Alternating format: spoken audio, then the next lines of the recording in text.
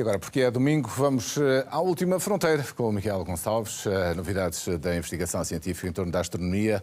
Viva, Miguel. Bom dia. Bom dia, vamos Daniel. hoje falar de estrelas de neutrões e de uma supernova.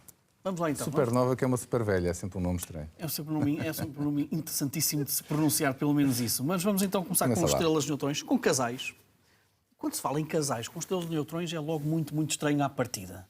E porquê? Porque a estrela de neutrões tem um passado. A estrela de neutrões, no início, era uma estrela de grande massa, que explodiu numa supernova, mas não teve massa suficiente para terminar num buraco negro. Termina numa estrela, como esta animação que está aqui a mostrar, que estamos a mostrar, uma estrela extremamente densa, com uma massa maior que o nosso Sol, mas extremamente densa.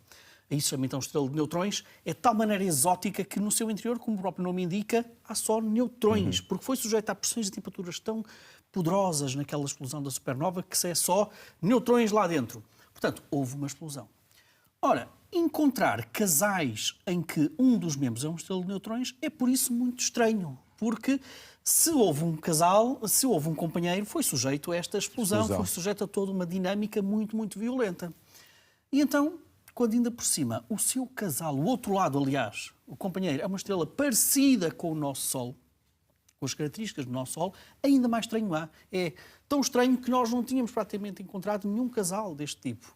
E eis então agora que numa nova investigação, com uma armada de telescópios terrestres, com o apoio do telescópio espacial Gaia, portanto, que está lá no espaço, o telescópio da Agência Espacial Europeia, descobriu de uma assentada 21 casais em que tem uma estrela de neutrões que orbita uma estrela semelhante ao Sol.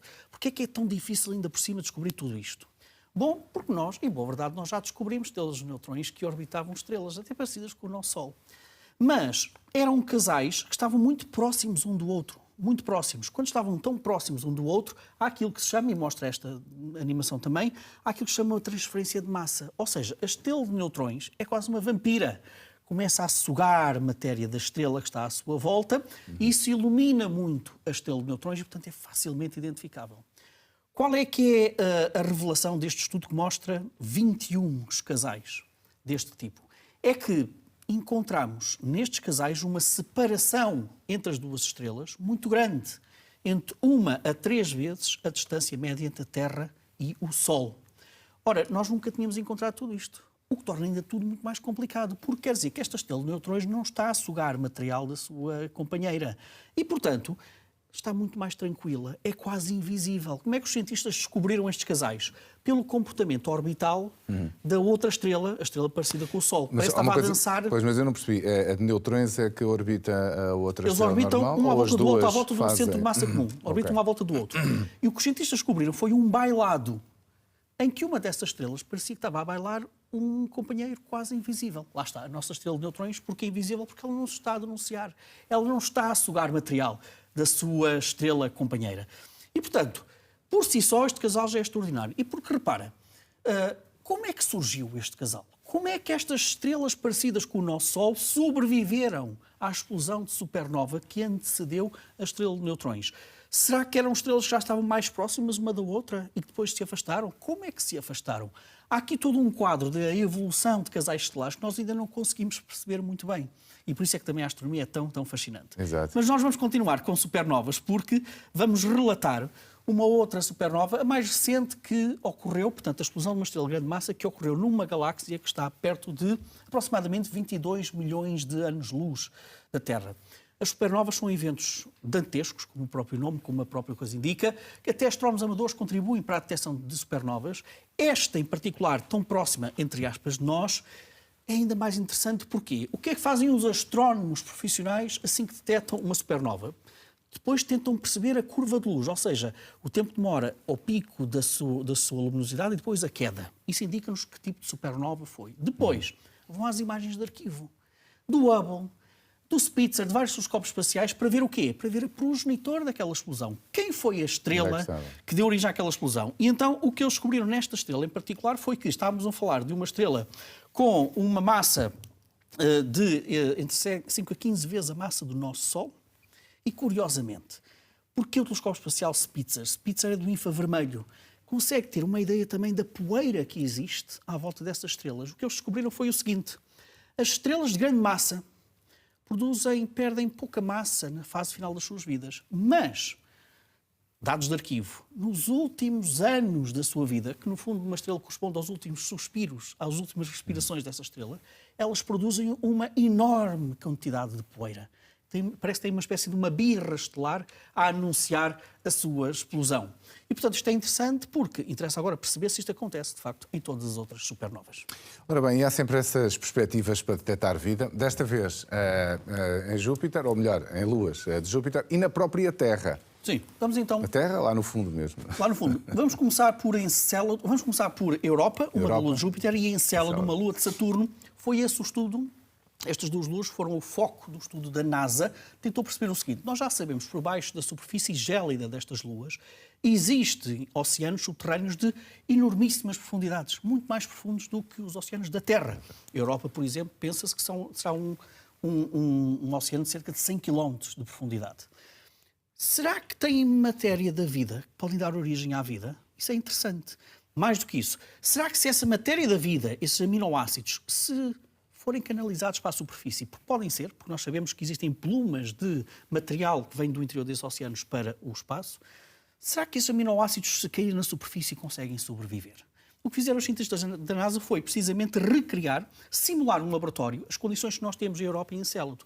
Colocaram aminoácidos à temperatura de 196 graus negativos, bombardearam com radiação gama, com raios gama, a energia mais poderosa do universo, porque na superfície da Europa e Encélado estão sujeitos a essas condições muito adversas, e tentaram perceber: os aminoácidos sobrevivem nestas condições? Mais, conseguem sobreviver se estiverem envoltos em bactérias? Imagina que existem bactérias nos oceanos, ou envoltos em poeira que vem dos meteoritos que caem nessas luas.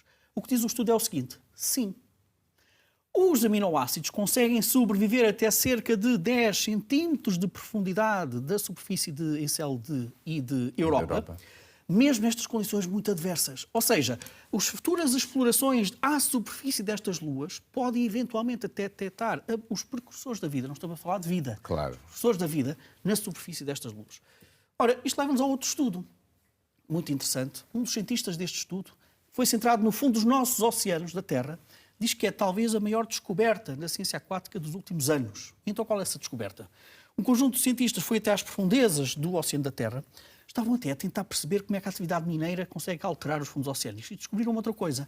Há todo um conjunto de rochas em alguns fundos oceânicos que são rochas feitas de materiais de terras raras, como manganês, que criam uma espécie de uma geobateria natural.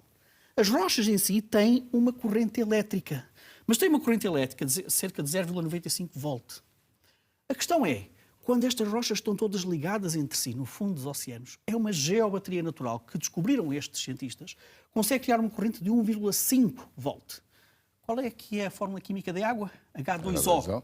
Dizem os cientistas que estes 1,5 volts é necessário, é mais do que suficiente para decompor o H no O. Ou seja, conseguiram encontrar, mediram mesmo concentrações muito elevadas de oxigênio criado a partir destas rochas, da ação elétrica destas rochas, decompondo a água nos fundos dos nossos oceanos.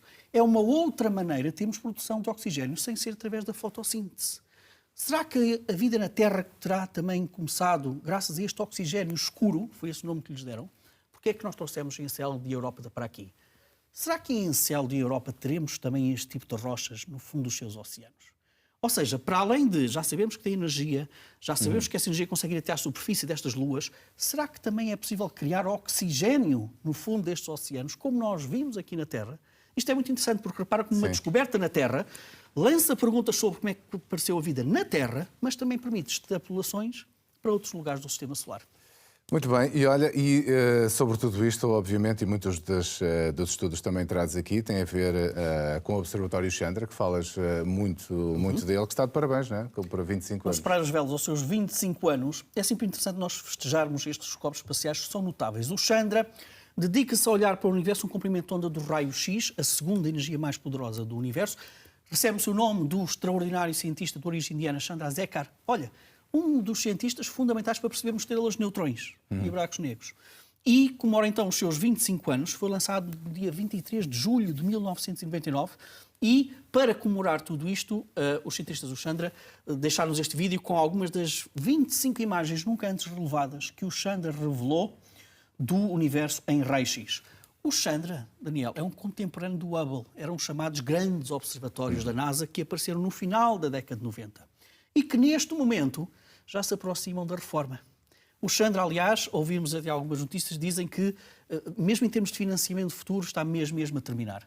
Há já um conjunto de outros telescópios, obviamente tecnologicamente muito mais poderosos, que irão fazer a transição destes grandes observatórios. Mas não deixa de ser uma homenagem muito bonita àqueles conjuntos dos primeiros 4 telescópios dos grandes observatórios da NASA que mudaram por inteiro aquilo que é a nossa visão do universo. Nós focamos muito no Hubble, porque ele olha o universo sobretudo pelo visível, que é o que vê os nossos olhos. É mais fácil. Porque temos mais empatia, digamos assim, energética. Mas o Chandra é em si um telescópio que ainda hoje faz revelações absolutamente extraordinárias do universo. E nos leva, obviamente, para essa última fronteira. Miguel, obrigado. Obrigado, Daniel. Bom dia. Bom dia.